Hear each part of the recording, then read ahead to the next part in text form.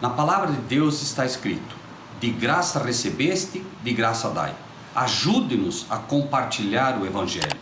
Dê o seu like, inscreva-se no nosso canal e ative o sininho. Obrigado.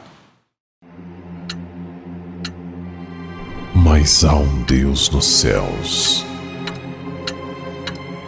que revela os segredos. Ele revelou o que vai acontecer no fim dos dias.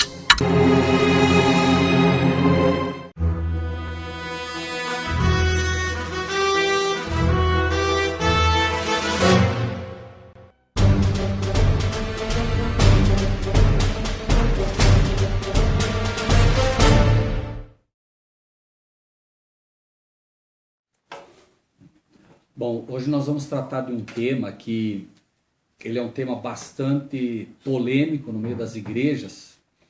É um tema que as pessoas têm muita dificuldade para entender. E é um tema, obviamente, todo tema da Bíblia é importante. Mas existem temas que eles têm uma relevância mais importante hoje, não só pelo fato do tempo em que vivemos, mas principalmente, pelo que está ocorrendo. Eu queria que os irmãos abrissem suas Bíblias no livro de 1 Tessalonicenses, no capítulo 4. 1 Tessalonicenses, capítulo 4.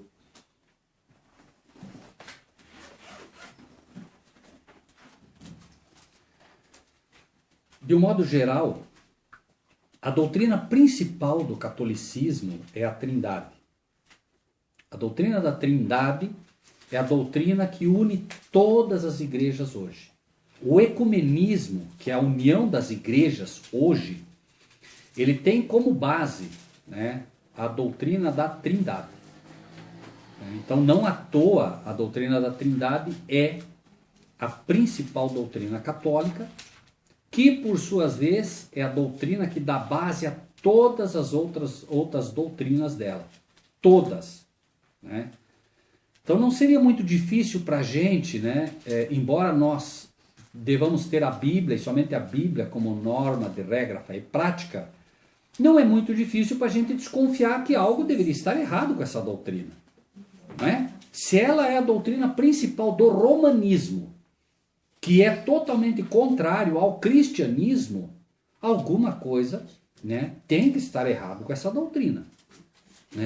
E embora nós não devamos rejeitar uma doutrina porque alguma outra igreja crê nela, nós devemos sim ficar no estado de alerta quando a principal igreja contrária aos ensinos de Cristo tem uma doutrina fundamental, que é a doutrina da Trindade.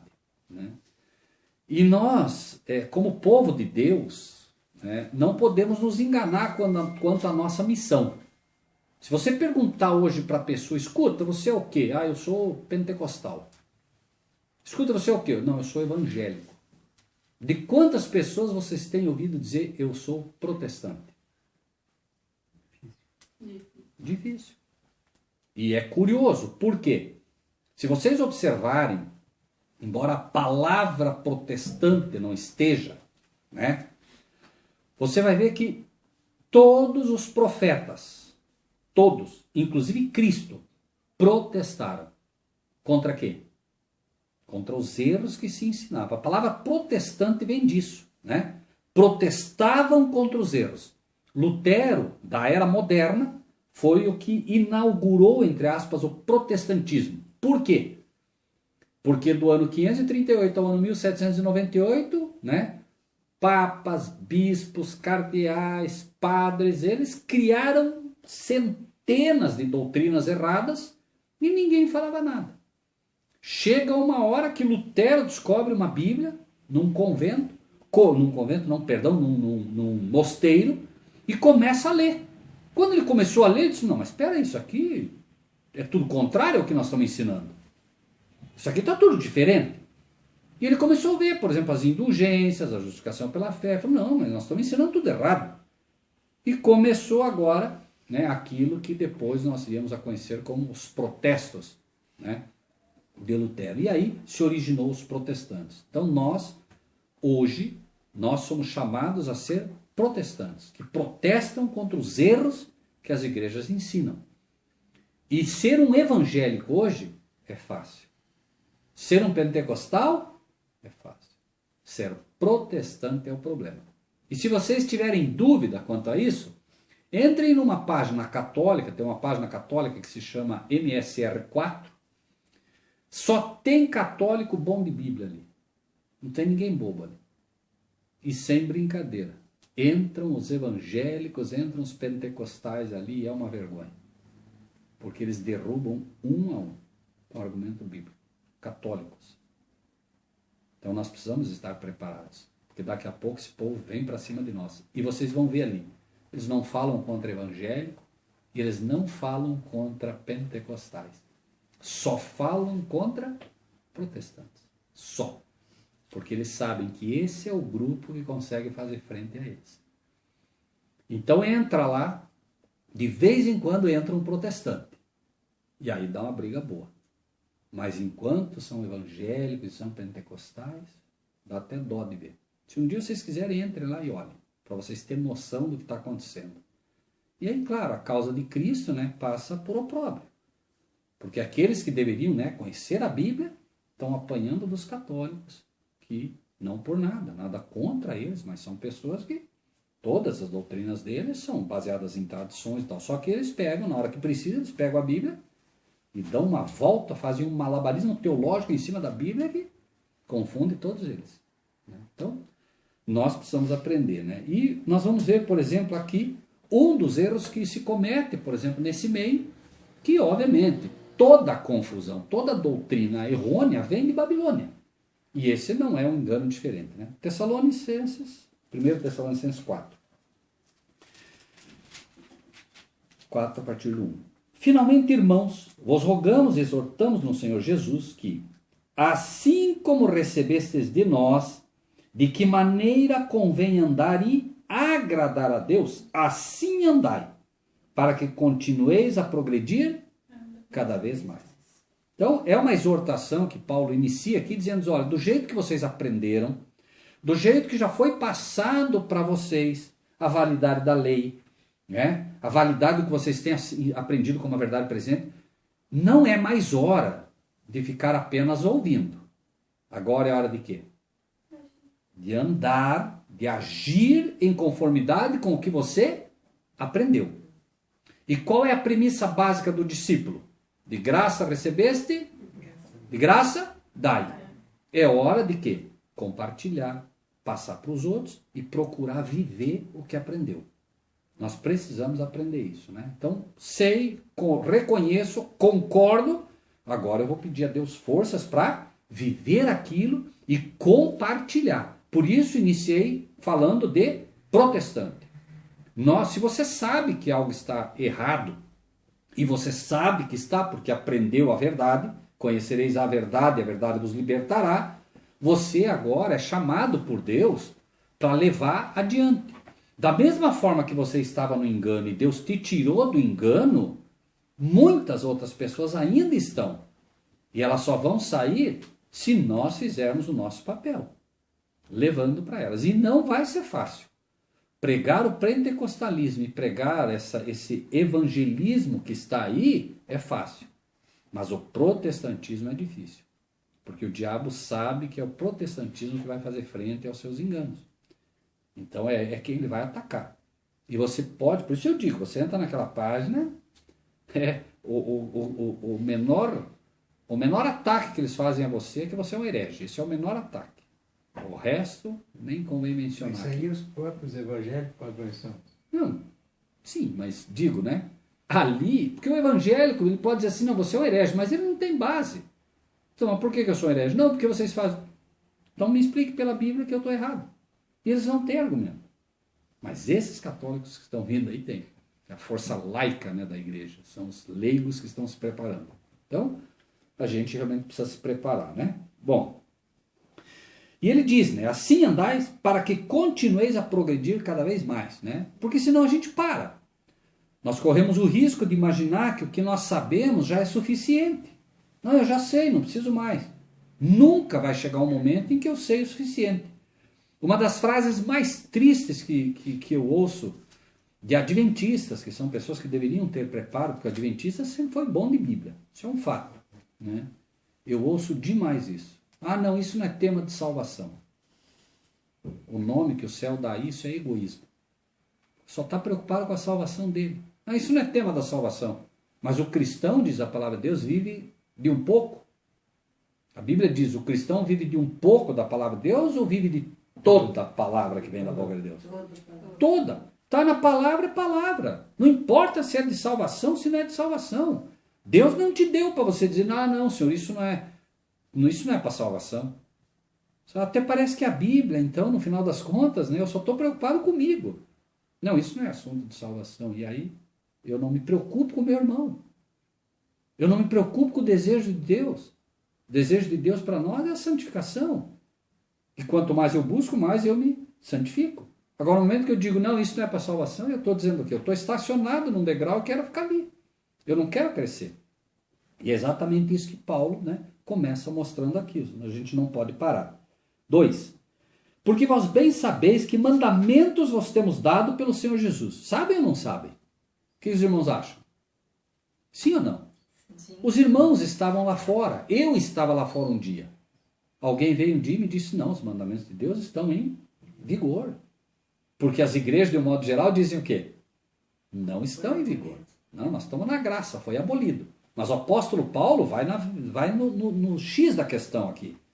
Que é onde realmente se posiciona aqueles que querem progredir cada vez mais. Você não vai progredir cada vez mais se você não entender que a lei de Deus está em vigor. Por quê? Por quê? Porque a lei de Deus é santa, o que mais? Justa e o que mais? Boa. Eu quero ser uma pessoa cada vez melhor, eu preciso da lei. Eu quero ser uma pessoa cada vez mais justa, eu preciso da lei. Eu quero ser uma pessoa, né, cada vez mais santa, mais justa e mais boa. Eu preciso da lei. Por quê? Mas não é Deus que santifica? Sim, claro que é. Mas eu pergunto, você está com dor de cabeça ou dor no estômago? Dor no estômago. Alguém te diz, tome um chá de boldo. E você vai e toma um chá de boldo. Quem te cura? É o chá de boldo ou é Deus através do chá de boldo? Deus através de boldo. Certeza? Certeza? Sim. Amém. Amém. O chá de boldo é apenas um instrumento de Deus para Ele poder curar o problema que você tem. E ele é específico. Né? Se tem um problema no estômago, por exemplo, tem chá de boldo, chá de Marcella, etc. Agora, se um problema ósseo muscular, né, de repente é aquela canela de velho, enfim, Deus tem os seus, né, instrumentos, todos eles, cada um no seu lugar. O diabo foi lá e fez o quê? Não, erva não, vamos criar droga. E hoje o mundo prefere droga. Quando Deus dá produtos que não têm contraindicações. Mas são todos o quê? Instrumentos na mão de Deus. Toma chá de boldo que cura. Não. Tome chá de boldo que Deus vai te curar através dele. Certo? A gente não pode esquecer. Isso é uma coisa que a gente esquece, não é? Pode ver, a gente está comentando aqui, mas é uma coisa que a gente esquece. Pensa que o chá de boldo vai curar. Então você quer curar, você vai tomar o chá de boldo, mas você tem que fazer o quê? Vai tomar o chá de boldo, o que você tem que fazer antes? Amém. Senhor, muito obrigado. Eu acredito que é um instrumento nas tuas mãos, né? Mas eu sei que o médico é Cristo Jesus. Não é, né? Esse remédio não é o médico é o Senhor e creio que o Senhor vai me curar através dele. Tomou fé, né? E a fé, ela é assim, né? Ao exercício dela. O que a droga faz? A droga anestesia. Então, por exemplo, você tem uma ferida aqui, né? Os circuitos elétricos, né, de comunicação entre o cérebro e o local afetado fazem com que você sinta dor. Você toma um remédio de Deus, remédio de verdade, certo? Esse circuito continua a sua ação e começa a haver a cura. Você toma um anestésico, o nome já diz. O que é um anestésico? Vai anestesiar. Por quê? Porque ele vai interceptar essa comunicação. Certo? Ele vai embotar a tua mente. A tua mente agora está o quê? Anestesiada. Mas o processo aqui continua. Certo? Por isso se diz, é uma droga, é um remédio paliativo. Ele vai buscar eliminar o sintoma. Certo? E para isso ficar mais claro ainda, imagine assim, né? Você tem um quartel-general, estão lá os soldadinhos, certo? Daqui a pouco há uma invasão, o exército inimigo invade. Os soldadinhos começam a tocar a trombeta, a corneta. Olha, estamos sendo invadidos. O que nós fazemos com os soldadinhos do nosso corpo? Matamos eles. O sintoma é o soldadinho. O problema não é o soldadinho. O soldadinho está gritando. Você tem uma gripe, o que vem? Coriza, dor de cabeça, febre, né? Inflama a garganta. Isso não é o problema. Esse é o sintoma, é o organismo gritando, é o soldadinho gritando, olha, tem algo errado. Tem um vírus, tem bactéria, teu organismo está debilitado. Nós vamos lá e atiramos no soldadinho. Tomamos remédio para... Fica quieto aí. Continua a invasão ou não continua? Continua. Entende? Então, veja que está tudo errado. Está tudo errado. Né? A medicina hoje ela tem tratado o sintoma. É claro que chega um momento, por exemplo, uma apendicite, você tem que cortar fora. É diferente, a cirurgia é válida, tudo, mas nós precisamos aprender a cuidar do nosso corpo. Nós precisamos aprender a cuidar do nosso soldadinho. Deus colocou um sistema imunológico perfeito. Né? Só que o que a gente faz? Esses soldadinhos nossos, eles precisam do quê? Água e alimento saudável. A gente dá um monte de porcaria para o organismo, né? Um monte de alimento insalubre. O que acontece com os soldadinhos? Ficam todos fracos. Quando vem invasores, não conseguem, né? Não conseguem lutar como deveriam. Por quê? Porque estão fracos. Então, o que a gente precisa? Todo dia, água, beber bastante água. Né? Eu trabalho o dia inteiro com uma garrafinha de água e vou tomando. Com sede, sem sede, água. É o que as células mais precisam. Né? Porque aí você vai eliminando as toxinas e vai fortalecendo as células, nosso sistema imunológico. Né? E, claro, buscar se alimentar, né, de forma saudável. Repouso, dormir, é preciso aprender a dormir bem. O ideal é a gente, né, tipo, estourando, mas muito tarde, 10 horas para a cama. Ideal seria mais cedo, 8 horas, por aí seria o ideal. Né? Claro que é uma exceção para o estudo que a gente, né, não consegue, né, se reunir cedo, às vezes não, mas assim, o dia a dia tem que ser equilibrado. Né? Tudo isso, respirar. Vejam, qual foi a última vez que vocês lembram de ter feito pelo menos 1 minuto isso que eu vou fazer? Isso aqui, ó.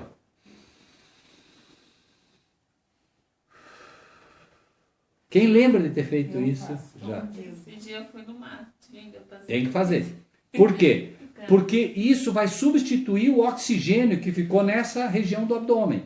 Quando você faz isso, certo? Você está trocando esse ar, está colocando oxigênio realmente puro, e esse é um exercício que você pode fazer, né?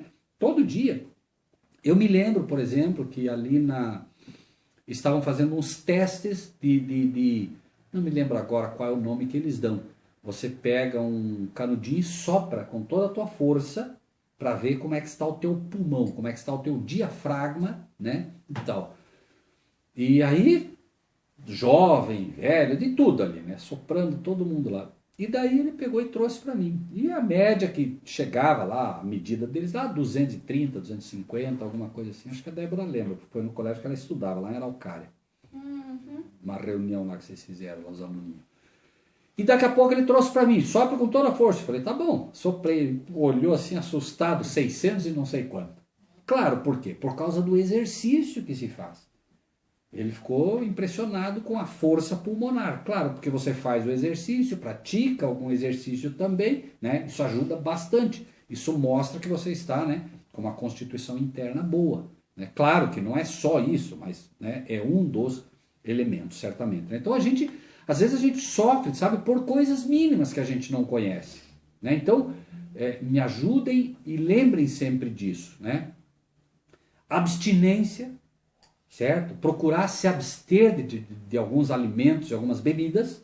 Respiração saudável, procurar fazer esse exercício, lembrar todo dia, porque tudo isso tem a ver. Lembre-se da santificação, né? Que seja essa corpo, alma e espírito. Né? E estamos falando do corpo. Então você precisa, né? Respiração, repouso, dormir cedo, né? Para que haja a produção de melatonina, que dá o verdadeiro sono, né? Um sono saudável, né?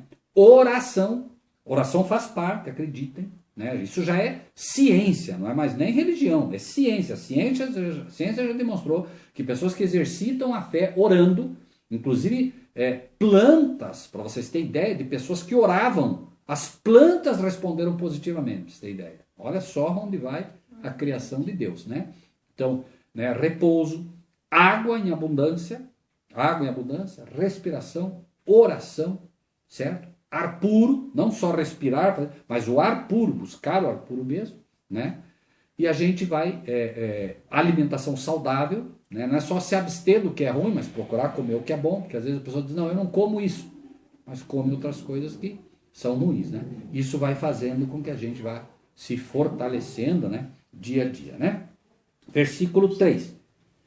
Porque esta é a vontade de Deus. O quê? Vossa santificação. Pergunta, a vontade de Deus é que nós sejamos salvos ou santificados? Santificados. Deus trabalha com aquilo que você olharia para Deus e dizer, Senhor, o que o Senhor esperaria? Eu espero que vocês se santifiquem. E aí quando a pessoa diz isso não é para salvação, o que ela está falando?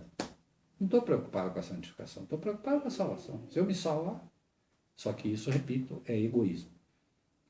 O ladrão na cruz foi salvo, não pôde ser santificado. Por quê? Porque não guardou a lei, não buscou, né, realmente andar com Deus antes disso. Mas nós somos chamados para cumprir a vontade de Deus. Quando você procura cumprir a vontade de Deus, você está sobre o favor de Deus. Quando você não cumpre a vontade de Deus, né, mas você pertence a Cristo e você procura fazer coisas que estão corretas, você está sobre a misericórdia. Lembrem-se do povo de Israel. O povo de Israel ia para a luta. Deus dizia, não vá. Eles iam para a luta, quando tinham pecado no meio deles, o que acontecia? Perdiam a batalha. Por quê? Porque estavam sobre a misericórdia de Deus. Quando estavam procurando obedecer a Deus, eles iam para a luta e venciam. Por quê? Porque estavam sobre o favor de Deus. Certo? Há uma diferença entre estar sobre a misericórdia. A esmagadora maioria das igrejas hoje e membros estão sobre a misericórdia de Deus. Mas Deus quer que a sua igreja esteja sob o seu favor. Mão direita. Mão do favor. Certo? Porque esta é a vontade de Deus, a vossa santificação, que vos abstenhais da prostituição. Espera aí. Por que será que ele coloca só a prostituição aqui? Porque a prostituição é o contrário de santificação. Mas essa prostituição não é a prostituição física. É a prostituição espiritual mais que qualquer outra. Certo? A prostituição física está aqui também. Mas aqui nós não devemos nos prostituir. Lembre-se, quem é a prostituta de Apocalipse 17? Quem é? Não é a Igreja Católica? E você não pode se prostituir com as doutrinas dela. Porque se você se prostituir com as doutrinas dela, não vai ocorrer a santificação. Exemplo simples. Em vez de guardar os mandamentos de Deus, você escolhe guardar os mandamentos da Igreja Católica. Vai ser santificado? Não. Não. Por quê? Por que não? Está servindo a lei deles. Porque está servindo a lei deles. E principalmente por quê? Porque Deus abençoou e santificou a sua lei. Ele não abençoou e santificou a lei dos homens. Certo? A bênção de Deus só pode estar sobre a lei dele. Não sobre a lei dos homens. Entende? Então, muita gente hoje, né, de forma inocente, obedece às leis do homem. Mas Deus, né, quer que a pessoa obedeça a sua. E a lei de Deus é um instrumento também para a santificação. Repito, a lei santifica? Não. Quem santifica? Deus. Através da lei. Também lhes dei os meus sábados, para que saibais que eu sou o vosso Deus que vos santifica. Então veja, ele deu sábado para nos santificar? Não. Ele deu sábado para que a gente saiba que através do sábado ele nos santifica. Repito, né? O inimigo trabalha muito com essas tenuidades, né? De repente o adventista diz, não, eu guardo o sábado, eu estou me santificando. Não, você não está sendo santificado por guardar o sábado. Deus está te santificando através do sábado. Por quê? Porque ele abençoou e o quê? Santificou. Que dia? Aí vem o inimigo. Aí os argumentos que o inimigo usa. Não, mas eu guardo todos os dias. Pode guardar todos os dias. Mas vai ser santificado através de um. Por quê? Todos os dias foram abençoados? Não. Todos os dias foram santificados? Não. Simples. Então o inimigo usa esses argumentos, né? A pessoa diz assim, não, mas eu guardo todos os dias. Na verdade não guarda nenhum. Porque não tem nenhum dia que ele realmente separa para Deus. Não sei se me entendem, certo? Não é nenhum ataque a ninguém. A gente precisa, como digo, ou nós somos protestantes ou não somos. Né? Como é que nós vamos apresentar a verdade se nós não comparamos, né, e mostramos para as pessoas o erro? Nós vivemos uma época que você apenas mostra a verdade para as pessoas não estão sendo capazes de ver a diferença. Né? Então a gente... 4. Que cada um de vós saiba possuir o seu vaso em santificação e honra. Quem quer ajudar com isso? O que seria isso? Que cada um seu vaso em santificação e honra. Como isso? Como é que nós explicaremos isso? O corpo é o vaso, né? Amém, perfeito. Cada um possua este vaso, né, o corpo, em santificação e honra. Né? Veja que se você observar aqui, ó, isso aqui ele abre basicamente a premissa dos mandamentos. Quem é que santifica o homem? Deus. Está falando da primeira tábua da lei. Né? Todo o relacionamento do homem para com Deus. Né? Quais são? Pode ver, todos os mandamentos da lei de Deus estão no primeiro, santificação. E o segundo, honra. Como inaugura o mandamento? Honra teu pai e tua mãe. Entende? Então esse já é o mandamento né, de relacionamento entre homem e homem, homem e mulher, mulher e mulher, tudo. Entende? Isso é honra. Né? Então, óbvio. No momento que, repito, não é ataque, mas no momento que uma mulher está com uma mulher, ela não está sendo honrada e nem está honrando a lei do Criador. No momento que o homem está com o homem, não está honrando. Certo? Essa é a prostituição também, é o adultério. Tudo isso está dentro, né, desse escopo da lei. Um Deus que criou, né, as coisas para serem conforme o que ele estabeleceu. Né? Aí alguém diria, né? Mas espera aí, mas eu faço da minha vida o que eu quiser. Se eu quiser ser um homossexual, se eu quiser, sem problema. Não há problema. Deus deu o livre-arbítrio. O que não pode, e o que nós precisamos auxiliar as pessoas a entender é que isso não é cristianismo. Entende? Ah, não, mas eu quero abrir uma igreja para homossexuais. Não tem problema nenhum. Mas o cristianismo não age dessa maneira. O cristianismo tem um escopo, inclusive o escopo do cristianismo fere o próprio romanismo. Que o romanismo proíbe o casamento, sim ou não? Mas o que o livro de Romanos mesmo diz? Se alguém deseja o episcopado, excelente obra almeja. É necessário, portanto, que seja marido de uma só mulher. Repito, né? É necessário. O que é uma necessidade? Você quer ser um bispo, você quer ser um padre, você quer ser um padre, enfim, você quer ser, né, alguém que prega a palavra, você quer ser um pastor, é necessário que seja o quê? Marido. Primeiro, marido. De quê? De uma mulher. Não é necessário que seja marido de um marido. Não é necessário que seja mulher de uma mulher.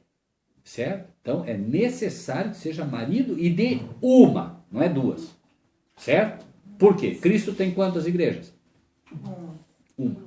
Cristo tem uma igreja. Cristo não tem milhares de igrejas. Seria o mesmo que dizer que ele tem um monte de esposas. Ele tem uma virgem. Né? Ok? Que cada um de vós saiba possuir o seu vaso de santificação e honra, não na paixão da concupiscência, como gentios que não conhecem a Deus. Agora vem outro aspecto. Olha só. Ninguém oprima ou engane a seu irmão em negócio algum. Bom, o irmão Eduardo está com dificuldade. O irmão Eduardo está passando muita necessidade. Ele tem um carro que vale 20 mil reais. Ele precisa urgentemente vender o carro para comer. Eu sou irmão dele. Ele chega para mim e diz assim, irmão Rogério, olha, eu preciso vender meu carro, eu preciso comer, preciso... Quanto vale teu carro? 20 mil. Eu te dou 10, irmão. Estou oprimindo o meu irmão. Agora, eu posso dizer, irmão Eduardo, olha, eu gostaria muito de ajudar, mas eu realmente não tenho condições. Né? Agora, irmão Eduardo, o que a gente poderia fazer hoje, né, porque eu não tenho condições de ajudá-lo, se o irmão estiver disposto, eu pagaria 10 mil por irmão agora, no carro, porque realmente o carro não me interessa, irmão Eduardo, e aí a gente estipula para vender esse carro com mais prazo, com mais calma, e quando vender, o irmão me devolve os 10, e a diferença eu passo para o irmão. Se ele depois quiser me dar alguma coisa a mais, isso é com ele, certo? Mas eu não oprimi o meu irmão. Entende? E isso vocês sabem que no meio evangélico isso não existe. Ninguém quer ajudar ninguém. Né? Como é que negócios não negócio? Irmãos, negócios à parte. Amigos, negócios à parte. E não é assim. Né? E olha só isso aqui que interessante, gente. Olha só onde vai isso. Ninguém oprima ou... Então não é nem para oprimir, nem para enganar. O irmão chega até mim e diz assim, escuta, eu tenho caro para vender. É outro caso. Eu tenho caro para vender, tal. Uhum. Quanto você quer no carro? Eu acho que vale uns 10 mil, meu carro, né? E eu sei que o carro vale 20. É o mesmo problema. Eu te vendo por 10. Não, eu não posso enganar o meu irmão. Eu estou enganando ele. Porque o fato dele não saber, né, que vale, não omite, né, o meu pecado. Por quê? Porque eu sei. E se eu sei, obviamente, aí eu faço o negócio. Isso é pesado. Isso é pesado, olha só. Ninguém oprima ou engane a seu irmão em negócio algum. Por quê? Por quê? Porque o Senhor é o vingador de todas essas coisas. Como também antes de vos dissemos e testificamos. Prestem muita atenção nisso. Olha só. O Senhor é? Vingador. Primeiro, ele é vingador disso. Ele vai vingar. Sim. Isso não é algo que vai passar em branco. Só que tem mais um detalhe. O que diz ali? De todas essas coisas, como o quê? Antes, onde foi testificado isso? Onde foi testificado que alguém enganou, um irmão enganou outro, e o Senhor foi vingador? Não. Lá não foi um negócio. Lá foi um culto. Pensem um pouquinho. Da venda lá no... Amém. Ótimo. Ananias e Safira. Vamos ver lá o que aconteceu, irmãos? Porque aí, e isso, agora a gente vai entrar no problema que a maioria das igrejas não entendem. Ok? Vamos lá para o livro de Atos, capítulo 5. Porque ele disse, nós falamos e testificamos, certo? Então em algum lugar tinha que estar, não é? A Bíblia ela é fantástica nisso. Então, 5. 1.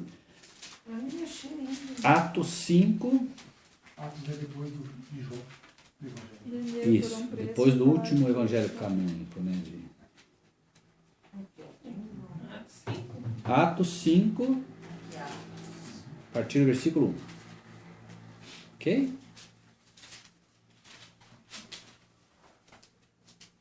Amém. Mas um certo varão chamado Ananias, com Safira, sua mulher, vendeu uma propriedade. Era um negócio ou não era? Ok. E reteve parte do preço. Achou, Fernando? Reteve parte do preço, sabendo também sua mulher. Bom, a mulher sabia também. Por isso que vocês vão ver como foi o caso.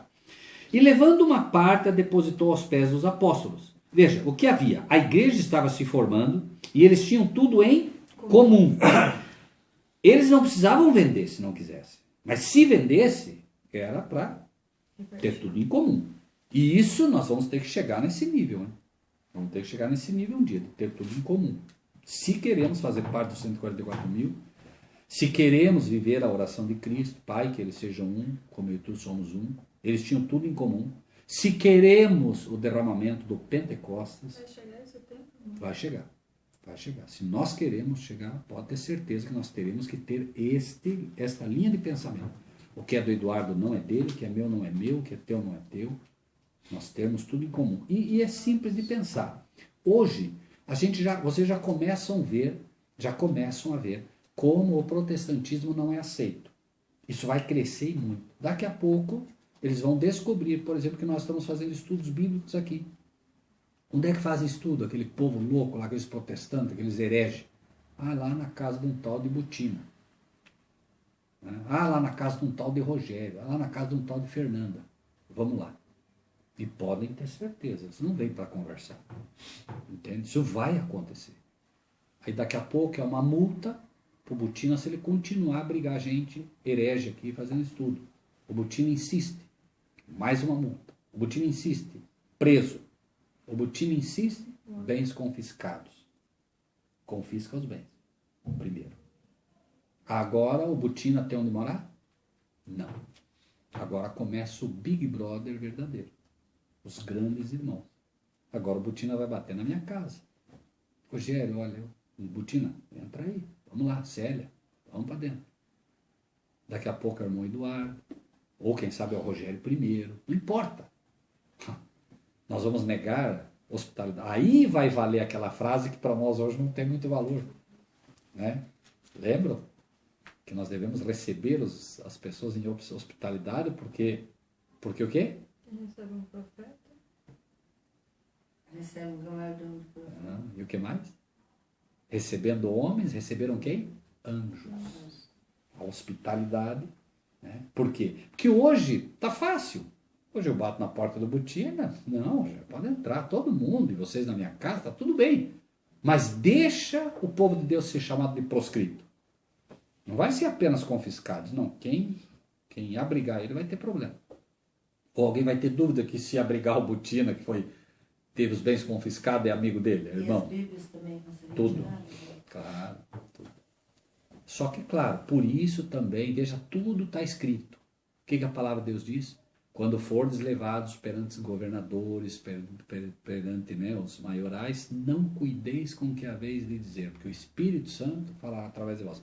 A hora, por isso falei para vocês, a hora de guardar, né, a semente é agora. Tudo que você lê, mas eu não entendo, não tem problema. Joga para dentro. Joga para dentro. A semente vai estar ali. O Espírito de Deus vai trazer na hora que você mais necessitar. Né? E aí você vai defender a fé. Entende? Mas, claro, para isso precisa, né, que esteja armazenado. Né? Ok? Então, reteve parte do preço, versículo 2, sabendo também sua mulher, e levando uma parte, depositou aos pés dos apóstolos. Disse então Pedro, Ananias, por que encheu? De quem foi o trabalho então?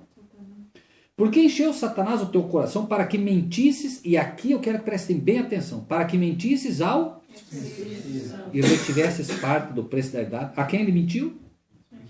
Espera aí, mas o Espírito Santo então é uma pessoa? Amém. Vejam, e aqui que começa o problema. Nós hoje não cremos que o Espírito Santo é uma pessoa. E aqui usa-se muito isso. Não, o Espírito Santo é uma pessoa. Como é que você pode mentir para uma força ativa de Deus? Como é que você pode mentir, entende? Para o sopro de Deus. Como é que você pode mentir? Vamos ver. A Bíblia vai mostrar. Certo? Vamos lá. Por que mentisses ao Espírito? Por que não diz por que mentistes a Deus? Porque mentiste ao Filho de Deus. Guardando-a não ficava para ti, e vendida não estava em teu poder. Por que formaste esse desígnio em teu coração? Não mentistes aos homens, mas a Deus. Então qual é o raciocínio lógico que a pessoa faz? Ele disse lá, mentiste a Deus. E aqui ele diz que mentiu a Deus. Disse lá, mentiu ao Espírito Santo. E aqui ele está dizendo que mentiu a Deus. Então qual é o raciocínio lógico? Se lá mentiu o Espírito Santo e aqui está dizendo que é Deus, então o Espírito Santo é Deus. Mas não é assim que se estuda a Bíblia, não é? Como é que se estuda a Bíblia? Amém. Nós vemos todas as outras passagens bíblicas que mostram claramente que há um só Deus. Então, peraí, como é que eu vou resolver essa questão? Deixando que a Bíblia explique. Vamos lá. Né? Não mentiste aos homens, mas a Deus. E Ananias, ouvindo essas palavras, caiu e morreu. Por quê? Por que ele morreu? Porque ele mentiu ao Espírito Santo. Não é o pecado contra o Espírito Santo? Ok. E um grande temor veio sobre todos os que isto ouviram. E levantando-se os jovens, cobriram o morto e transportando para fora o sepultário. E passando um espaço quase de 3 horas, entrou também sua mulher, não sabendo o que havia acontecido. O que ela não sabia que havia acontecido? tinha morrido. Sim, mas ela sabia por quanto tinha sido vendido o terreno, ou não? Sim. Sim, isso já foi dito antes. Então ela sabia do negócio. Ok. Disse-lhe Pedro, dize-me, vendestes portanto aquela herdade? O que Pedro pergunta então? Você vendeu por... E ele cita o valor que Ananias falou. Veja bem, o que ele esperava? O que o Espírito de Deus estava esperando agora através de Pedro? Uma confissão. Amém? Verdade. Veja Deus agora no jardim do Éden. Adão, onde estás? Comeste do fruto. Ele sabia ou não sabia? O que Deus estava esperando? Confissão para poder perdoar. Vendeste aquela herdade, portanto? Né? E ela disse, sim, portanto. Então Pedro lhe disse, por que é que entre vós vos concertastes para tentar o Espírito do Senhor? Eis aí a porta os pés dos que sepultaram teu marido, e também te levarão a ti. E logo caiu aos seus pés e esperou. Quantos morreram? Os dois. Porque os dois sabiam. Qual é o pecado contra o Espírito Santo? A morte. Não. Qual é o pecado contra o Espírito Santo? A morte é o resultado do pecado contra o Espírito Santo. Mas qual é o pecado contra o Espírito Santo? Mentira. Foi a mentira? Não. Se fosse isso, todos nós estaríamos Como que é perdidos. o- Ou ninguém aqui mentiu? Hã? Todos, né? Todos mesmo. Veja, nós estamos aqui para aprender. Né? Eu Quem sei que esse enganou, tema não é fácil. Quem enganou, Daí nós também teríamos que morrer. Ou não, nunca enganamos ninguém. oprimiu. Aqui alguém nunca enganou ninguém? Pecado contra o Espírito Santo nós vamos ver, por exemplo, que a Bíblia tem que ser somada. Você olha aqui, olha aqui. Pera, não entendi bem, senhor. Né? Veja, lembrem-se, por exemplo, quando Jesus expulsava demônios. Certo? Ele expulsava demônios. Correto? Sim. Os fariseus acusavam ele de expulsar demônios pelo espírito de Satanás. Certo? Mas eles sabiam ou não sabiam que Jesus expulsava pelo Espírito de Deus? Sim ou não? Sabia. Sabiam ou não? Sim. Sabia. Sim. E como nós sabemos que eles sabiam? Biblicamente, Nicodemos chega para Jesus e diz, bom mestre, sabemos, ele não diz sei, sabemos quem? Nós, os fariseus, ele era um fariseu, sabemos que tu és vindo de Deus, porque o que tu fazes, os milagres que tu fazes, somente faz se Deus estiver com ele. Então sabiam. E aqui também. A Bíblia faz questão de dizer que eles, o quê? Qual é o termo? Ananias e Safira sabiam. Então o pecado contra o Espírito Santo de forma simplista, por favor, nós já vamos abrir isso. Eu vou falar de uma coisa exemplificada para a gente poder entender espiritual. Que cor é a blusa do Butina? Preto. Gente, que cor é a blusa do Butina? Preto. Sim ou não? Sim. Alguém tem dúvida? Não. Então todos sabemos que a blusa dele é Preto. preta. No momento que você diz que essa blusa é cinza ou branca, sabendo que é preta, não é se você não sabe. Se você não sabe, não tem problema nenhum. Nenhum problema. Mas você sabe que é preta e diz que é branca ou cinza simplesmente porque você desafia aquilo que você já sabe. Não é a blasfêmia contra o Espírito Santo. Esse é o pecado contra o Espírito Santo. Agora, quando você atribui ao diabo a obra de Deus, aí sim é o pecado contra o Espírito Santo, que é a blasfêmia contra o Espírito Santo. Por quê?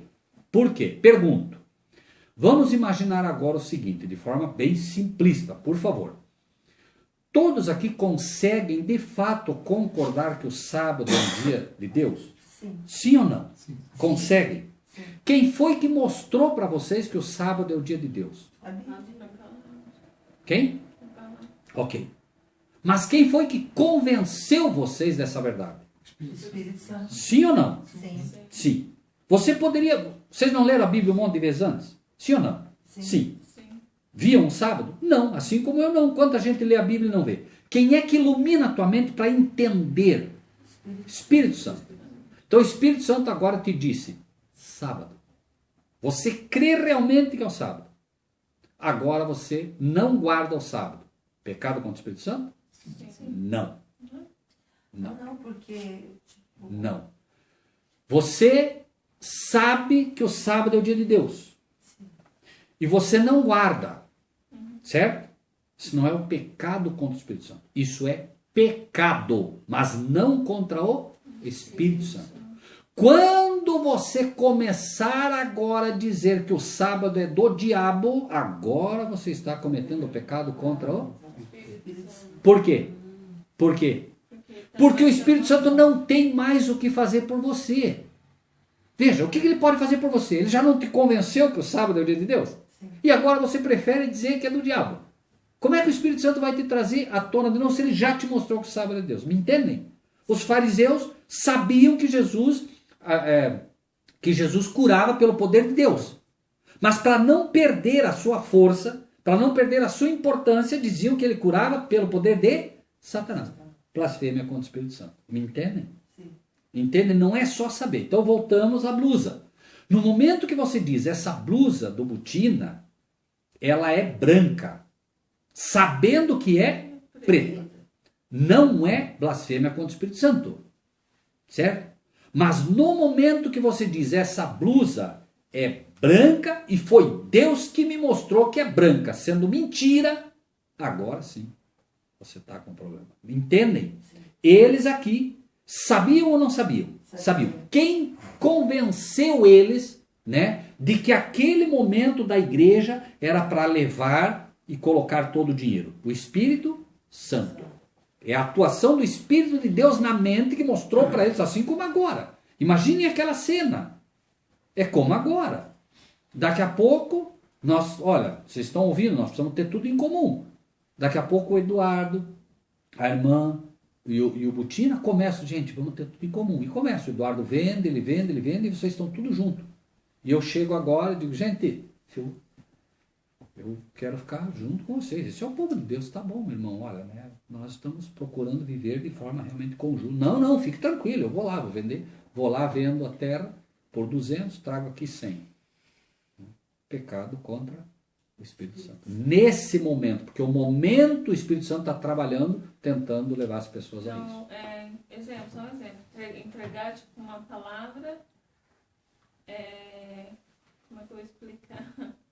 Entregar uma palavra que não é pecado contra o Espírito Santo. Não. Se você, veja, o pecado não é você entregar uma palavra que não é. Por exemplo, está cheio de pastor pregando domingo. Não é o pecado contra o Espírito Santo. O pecado contra o Espírito Santo é no momento que ele está plenamente convencido de que é o sábado, mas ele prefere, mesmo sabendo, dizer que é domingo. Isso não é blasfêmia, é pecado. No momento que ele está ciente disso, e agora você chega lá para ele sabe, e você chega lá para ele e diz assim, escuta, mas a irmã Fernanda me falou que é o sábado. E ele sabe que é o sábado. Ele diz, não, a irmã Fernanda está falando pelo diabo. Agora é pecado. Entende? Não é só ensinar o erro. É atribuir a Satanás a obra de Deus. Ficou claro isso agora? Ok? Bom, voltamos então, né? 9. Então Pedro lhe disse, por que entre vós os concertastes? Veja que eles fizeram uma mancomunação ali e tal, né? Versículo 11. E houve grande tremor em toda a igreja, em todos os que ouviram essas coisas. E muitos sinais e prodígios eram feitos entre o povo pelas mãos dos apóstolos. Estavam todos, o quê? Unanimemente no alpendre de Salomão. Ok? Por isso disse, né? Nós vamos ter que chegar. Voltamos agora para Tessalonicenses. Agora vocês vão ver como isso ficou claro. Olha só. Tessalonicenses 4, 1 Tessalonicenses 4, versículo 6. Ninguém oprima ou engane a seu irmão em negócio algum, porque o Senhor foi ou não foi? Vingou na hora ou não vingou? Na hora de todas essas coisas, como também antes, lá em Atos, né? Vou-lo dissemos e testificamos. Foi testificado ou não foi? Não foi apenas dito. Veja que ele disse, olha, você fez isso, e imediatamente foi testificado. Foram testemunhas do que houve, né? Por quê? 7. Não nos chamou Deus para a imundícia, mas para a santificação. Portanto, agora vem a resposta. Lá foi dito, não mentiste a homens, mentiste a Deus. Então, peraí. Para quem que eles achavam que estavam mentindo? Para os apóstolos, para Pedro. Pedro perguntou, escuta, foi por... Sim. Ela achava que estava mentindo para quem? Mas ela estava mentindo para quem? Para Deus. Agora nós vamos entender se ela estava mentindo para Deus, o Pai, ou se estava mentindo para Deus, o Espírito Santo. Vamos ler. E a resposta vem clara. Olha só. 7. Porque não nos chamou Deus para a imundícia, mas para a... Santificação. Portanto, quem despreza isto o quê? Não oprima, não engane seu irmão. Quem despreza isto, não despreza ao... Quem ela achou que estava desprezando lá? Quem ele achou que estava desprezando? O homem. Mas sim a... Que Deus. Que nos deu também o seu Espírito Santo. Ficou claro agora ou não? Sim ou não? Amém. Veja bem, então peraí. A quem foi que se mentiu? Que Deus. Que Deus. Sim, mas que Deus. Deus Pai. Amém. Que nos deu o seu Espírito. Ficou claro agora? Claro, porque, irmãos, na hierarquia celestial, quem é o primeiro? Deus, então, mostra para nós as coisas através do seu Espírito. Não é através...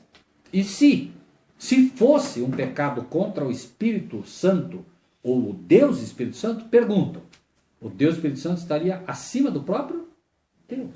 Ou não? Claro, porque veja bem, quer dizer, você pode cometer qualquer pecado contra o Pai, mas com o Espírito Santo, o Deus Espírito Santo não pode. A diferença é que se você peca contra Deus, o Pai, pura e simplesmente, você peca por não conhecer, você peca por ser ignorante, você peca por ser fraco. Por exemplo, a pessoa bebe e não consegue parar. Por que ele não consegue parar? Porque ele é fraco. Deus não condena ele por isso. Ele está pedindo, ele está buscando. Entende? Deus não o condena por isso. Certo? E aí o Espírito de Deus está fazendo o quê? Trabalhando. Chega uma hora que entra. Ainda assim, ele entendendo, ele é fraco. Deus não considera o tempo da ignorância e Deus não considera a fraqueza. Deus vai buscando trabalhar no homem isso. E o homem agora começa a lutar. Certo? E aí chega um momento que ele vence. Ou chega um momento que ele não vence. Ele morreu bêbado. Perdido. Não. Quem é que julga? Deus o sabe. O homem não entra nisso. Entende? Não, esse morreu perdido. Não. O homem não entra nisso. Quem é que julga? Deus. Né? Nesse caso, o silêncio é eloquência. A gente não sabe. Está cheio de bêbado aí, quem sabe, lutando. E está cheio de gente de crente aí na igreja que não paga conta, que não... É o pior elemento que tem. Então, a gente não tem como julgar. Né? Nem um lado, nem o outro. Correto? Sim. Então, portanto, quem despreza isto não despreza o homem, mas sim a Deus que nos deu também o seu Espírito Santo. Então, o Espírito Santo é um atributo do Pai. O Pai sopra sobre o seu povo através de Cristo Jesus. Né? Cristo diz, soprou sobre eles o seu Espírito e disse, né, recebei o Espírito Santo. Né? 9. Quanto, porém, à caridade, o quê?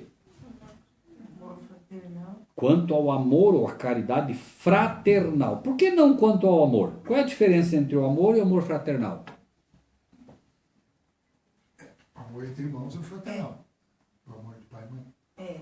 E o amor entre homem e mulher, não é isso? É o amor. Sim. O amor entre irmãos é o amor fraternal. Ou pelo menos tem que ser.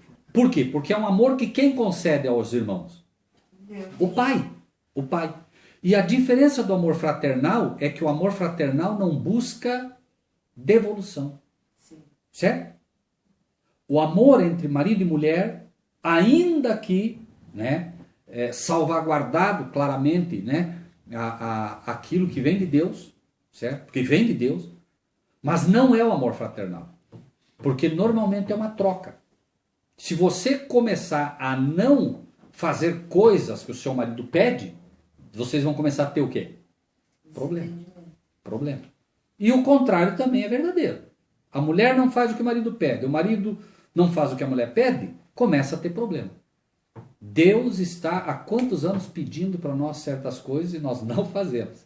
Mas ele continua o quê? Porque é o amor fraternal. É um amor que não busca troca. Não é um amor que fica pedindo algo em troca. Né? É que nem o perdão. Vocês sabem o que é perdão? Perdão vem do termo dar por, ou perdar. Então Deus não faz uma troca, no sentido de que você me dá o teu perdão, eu te dou o perdão se você fizer isso. Não. Não é. Por mais que, né, existe um texto que as pessoas confundem também, né? O perdão é Deus, primeiramente, né, mostrando para você, eis o Cordeiro que tira o pecado do mundo. Então eu pergunto, nós nem havíamos nascido e Cristo morreu. Pergunta, ele deu primeiro ou não? Sim. A Bíblia diz, nós o amamos por quê? Porque ele nos amou primeiro. Veja que nós nem havíamos nascido e Cristo já morreu na cruz. Hoje nós viemos, está tudo disposto, foi feito, né? E nós podemos, obviamente, né, colocar sobre Cristo os nossos pecados, demonstrando que ele, de fato, nos dá e nos perdoou desde a fundação do mundo. Então, eis o Cordeiro que tira o pecado do mundo, mas ele era o Cordeiro morto desde a fundação do mundo. Então, ele, antes que nós nascêssemos, ele já colocou lá uma nota promissória em nosso favor. Está lá, ó, né? Bom, o Eduardo, 2 milhões de pecados. Está aqui, está pago. Quanto? Tanto. Está aqui, está pago. Você só tem que ir lá o quê? Sacar, já está lá. Certo? Esse é o que a Bíblia chama de penhor do Espírito Santo. É o penhor, já foi penhorado. Nossa dívida já foi penhorada por Cristo e ele já pagou. Nós precisamos aceitar, né? Já encerramos, né? Quanto, porém, a caridade fraternal, não necessitais de que vos escreva. Bem, é verdade, né? Nem precisaria, né? Visto que vós mesmos estáis instruídos por Deus que vos ameis uns aos outros. Como eu vou conseguir amar uns aos outros? Qual lei vem primeiro? A lei em relação a Deus ou a lei em relação aos homens? Qual vem primeiro? Claro, por quê? Nós o amamos porque ele nos amou primeiro. E eu só posso amar o ser humano como ele disse. Aquele que não ama a Deus, como pode amar o seu? Como pode amar a Deus, né? Se não ama o seu irmão. Porque nós olhamos para o irmão. Só que amar o irmão, nós só podemos amar se primeiro nós o amamos porque ele nos amou primeiro. Eu não posso amar o meu irmão se primeiro eu não receber da fonte, que é Deus, o amor. Certo? Então, assim a gente vai aprendendo diariamente. Nos é pedido que amemos? Sim. Mas não é porque é pedido que nos amemos que nós temos força para amar. Eu só consigo dar amor a alguém se eu buscar na fonte que é Deus, o amor. Eu não consigo dar água para ninguém se eu não tiver água. Certo? O amor não é algo que nasce no nosso coração. Nós nascemos maus. Nós precisamos beber da fonte para daí poder dar aos outros. É como a palavra, né? Como é que você vai ensinar a palavra para alguém se você nunca leu? Não vai ensinar a palavra, vai ensinar qualquer coisa, né? Ok? 10. Porque também já assim o fazeis para com todos os irmãos que estão por toda a Macedônia. Exortamo-vos, porém, a que ainda nisto continueis a progredir cada vez mais.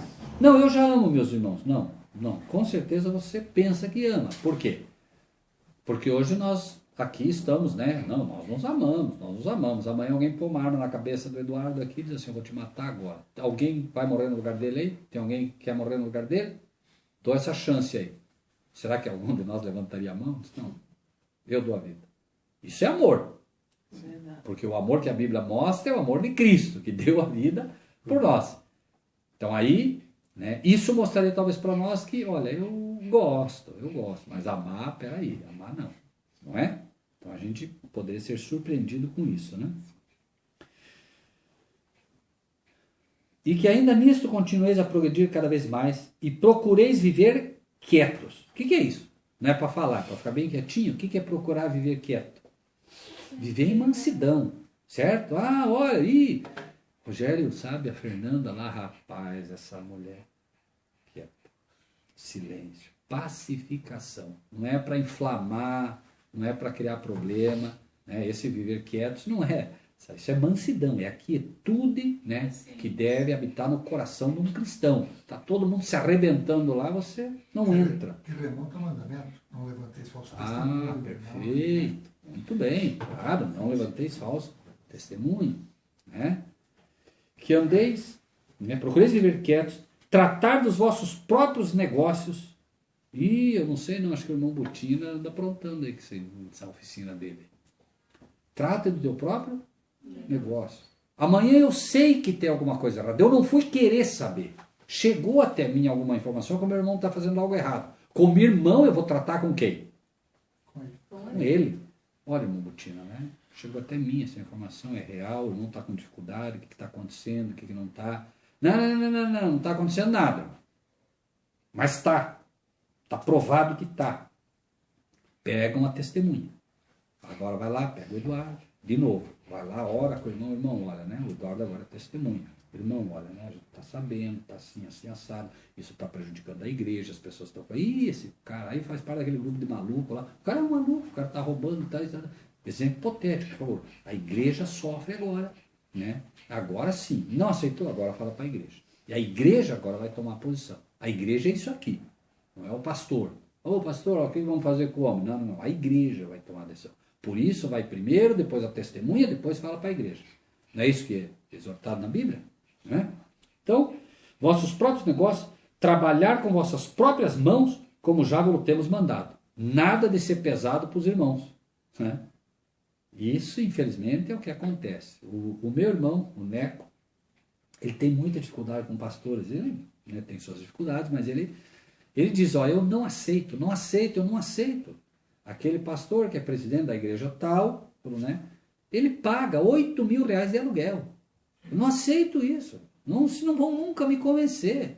O cara pega a família inteira, vai comer em restaurante pagando 100 reais para cada um. Não aceito. Vocês não vão nunca me convencer. Esse está sendo pesado para a igreja. Não está certo. Né? Levanta 11 horas, meio-dia, né? Enfim. Né? E a gente sabe que tem muito disso. Tem muito, não é pouco não. Né? Enfim. Né? Por isso Paulo, ele diz, ele fazia tendas. Trabalhava com a própria mão para não ser pesado para a igreja, ele dizia. Né? Então, fazia o seu trabalho e tal. Né? Veja, nada a ver com o digno é o trabalhador do seu salário. O sujeito é pastor, tem nada errado, ele merece o salário, mas ele tem que entender que ele tem que trabalhar e ele tem que ser uma pessoa o quê? Humilde, simples. Pastor não é para ser rico, desfilar com carro de ricaço, nada disso. Certo? Isso tem que ficar claro. E a gente vê muito, né? O pastor vai lá com um carrão, não, olha, teologia da prosperidade, né? Você vai ser abençoado por Deus. Não é assim, né? Finalizando, 12. Para que andeis como? Honestamente para os que estão de fora. Por quê? Porque o testemunho é para os de fora. Claro. Irmãos, vocês, imagine que vocês participassem de uma igreja onde de fato vocês estão sendo alimentados pela palavra de Deus. É um pastor que realmente alimenta pela palavra, tal. E ele tivesse um carrão, ninguém na igreja iria discutir com ele. Ninguém iria. Mas os de fora, sim. Os de fora iriam com certeza ver que tem algo errado. Né? É assim. Né? Então, daqui a pouco, né, os de fora é que acabam vendo o mau testemunho. Claro, porque quem já conhece as coisas de Deus não está aí para julgar. Mas o povo de fora não está nem aí. E aí como é que você vai trazer uma pessoa daquela para a igreja? Você vai chegar para ele e vai dizer assim, não, vamos lá para a nossa... Não, falou. Para com isso, rapaz. Olha o pastor de vocês lá, rapaz. Vou lá para aquela igreja fazer o quê? Para ele tomar meu dinheiro? Não, senhor. Eu estou aqui dando duro, andando de bicicleta aqui, botando tijolo todo dia, o cara está lá no bem bom, está com carrão, tá com... Não, senhor. Se ele tiver um pouquinho de bom senso, né, ele vai ver que tem algo errado. Aí você vai dizer para ele, não, mas... Não, falou, que carro que Cristo tinha, ele vai te falar. Qual era o carro que ele tinha? E aí começa. E se ele conhece um pouquinho da Bíblia, ele vai te dizer, mas peraí, Jesus disse o quê? Jesus disse, quando estavam tentando seguir ele, o quê? Os pássaros têm seu ninho, a raposa tem seu covil, o filho do homem não tem onde reclinar a cabeça. E agora, como é que você sai dessa? Aí você vai dizer, não, mas veja bem nada, está escrito. Começa o problema. Certo? Então, chega uma hora que, lógico, nós vamos ter que... Para que andeis honestamente para com os que estão de fora e não necessiteis de coisa... O que é isso? Trabalhar para que não seja um peso para os irmãos. Aí tem aquele irmão, perdão, uma vez, nós fomos pregar numa igrejinha em Santa Catarina e Deus sabe, você não premedita, né? Você pega um tema e apresenta. E tem coisas que Deus fala, às vezes, que você não, nem você esperava falar aquilo, né? O Espírito de Deus trabalha. E nós naquela igrejinha, uma igreja pequena, daqui a pouco, mostrando, né, o caráter, tal, e falamos, olha, o verdadeiro cristão, ele tem crédito. Ele pode até ter dificuldade às vezes, mas ele tem crédito porque ele é uma pessoa honesta. Se ele compra, ele vai lá e paga. Né? Se ele não tem agora, mas ele vai lá, paga. Né? Ele, se ele pede dinheiro emprestado, porque às vezes ele pode se apertar, ele pega, mas ele vai lá e paga. Ele é honesto. Na hora que eu falei isso, um casal levantou batendo os pés para fora da igreja. Bravo. Fez questão de mostrar que estava bravo, os dois. Fora, o casal, né? Saíram. Olhei aquilo, né? Mas tá bom. Depois que acabou tudo e tal, né? A pregação toda, eu chamei ela. Os irmãos estavam ali, vieram. Nossa, muito gostaram, tal. Eu falei, escuta, desculpa, teve um casal que saiu para ser uma igreja. Não se preocupa não. Porque lá foi para eles mesmo. Eles pegam o dinheiro de toda a igreja aqui e não pagam as contas. Era para eles mesmo. Ou seja, Deus trabalha.